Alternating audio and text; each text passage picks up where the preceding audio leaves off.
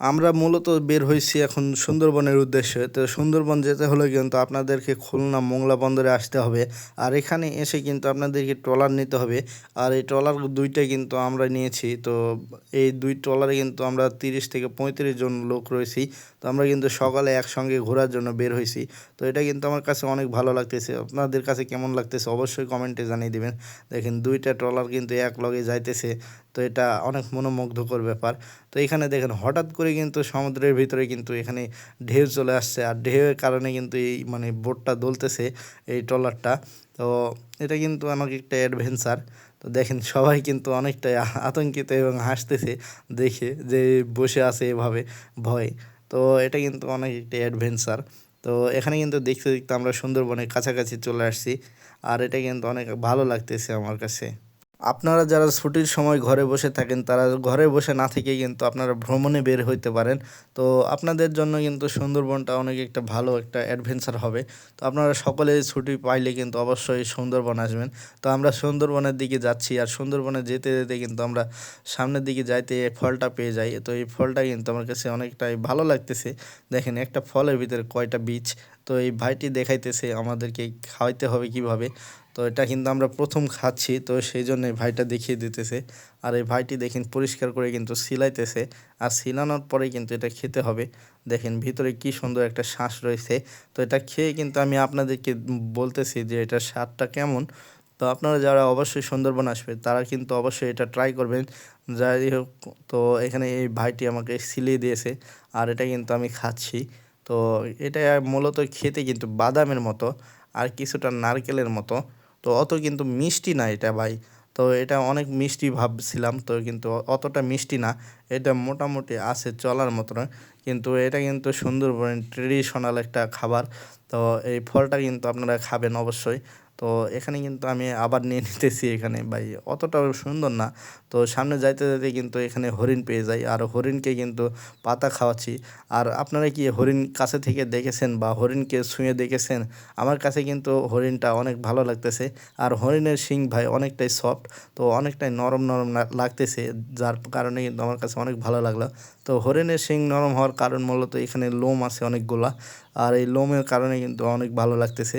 তো আমি এখানে একটা মানে হরিণকে পাতা খাওয়াচ্ছি, আর একটা কিন্তু পাতাগুলো নিয়ে নিচ্ছে। তো দেখতে পাচ্তেছেন এটা কিন্তু অনেক ভালো লাগতেছে আমার কাছে। তো আপনাদের কাছে কেমন লাগলো অবশ্যই কমেন্টে জানিয়ে দিবেন। তারপরে কিন্তু আমরা সামনের দিকে যাচ্ছিলাম, সামনের দিকে যেতে যেতে কিন্তু এখানে একটা কুমির দেখতে পাই।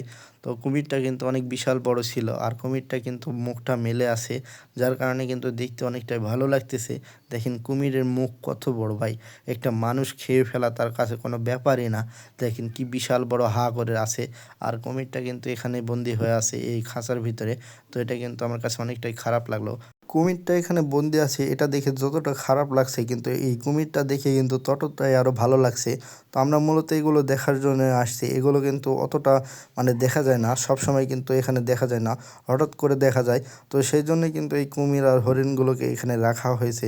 তো এখানে যারা পর্যটক আছে তারা কিন্তু এগুলো দেখবে। তো আমার কাছে কিন্তু অনেক ভালো লাগতেছে। তো আপনাদের কাছে কেমন লাগতেছে অবশ্যই কমেন্টে জানিয়ে দিবেন। তো আর অন্যকে দেখার সুযোগ করে দিতে শেয়ার করবেন। তো ভাই এখানে আমি একটা কথা বলি যে এটা আমার কাছে কিন্তু অনেক ভালো লাগার একটা কারণ আছে। তো আমরা যেহেতু শহরে বা গ্রামে থাকি, সেখানে কিন্তু অনেক কোলাহল, সাউন্ড, শব্দ, মানে গাড়ির সাউন্ড। তো এটা কিন্তু এই সুন্দরবনে নাই, সুন্দরবনটা অনেক নিস্তব্ধ।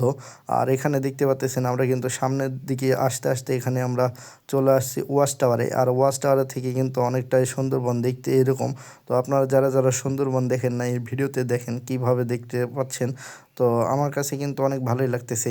সুন্দরবন কিন্তু বিশাল বড়, আর এখানে কিন্তু অনেক মানে জীবজন্তু আছে যেগুলো কিন্তু সবসময় দেখা যায় না, কিন্তু আছে।